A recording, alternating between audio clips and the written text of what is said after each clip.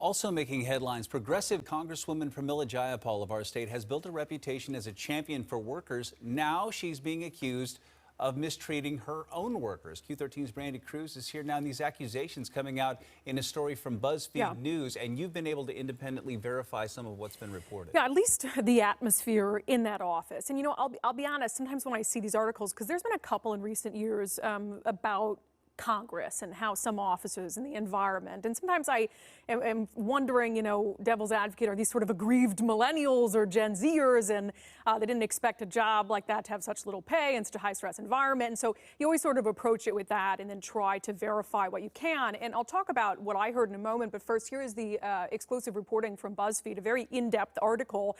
The headline: she's one of Congress's leading progressives, just not in her own office, staffers say. The article goes on to detail from 14 former staff members in Congresswoman Jayapal's office a number of allegations against the progressive, including that she berated staff in front of others, that she really demanded that they work extremely long hours.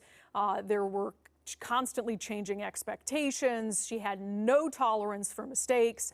And the article even goes on to say that some staffers sought therapy over their treatment in the office and questioned whether they wanted to continue in a career of public service. So I spent, after the article broke, some time trying to reach out to former staffers of the Congresswoman. I did hear from, you know, it's a very insular environment on the Hill, and it's not uncommon for a staffer to go from one office to the next, or for them to know each other very well. And I heard from one current congressional staffer, not in Congresswoman Jayapal's office, but who offered me this insight. The staffer said, "I don't think any of us were particularly surprised by the article. When you see the same jobs in the same office posted again and again, that's a huge red flag on the Hill." And I followed up with that staffer, you know, similar to what I said earlier about, is this a situation where it's, you know, maybe younger people who weren't expecting this high pressure environment?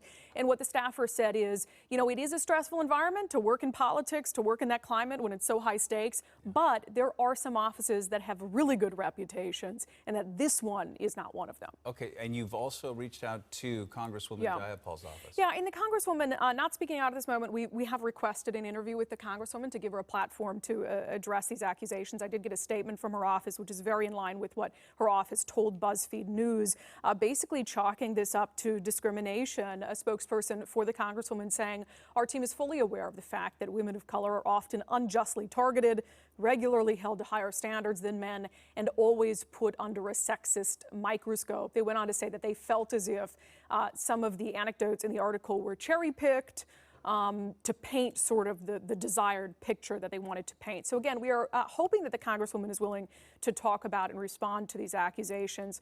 And the significance of the article, I think, goes back to, again, her stance as one of the most prominent progressives in Congress, someone who has been a champion of workers' rights, now being accused by her own workers of treating them as less than ideally. Yeah. All right, Brandi, thank you.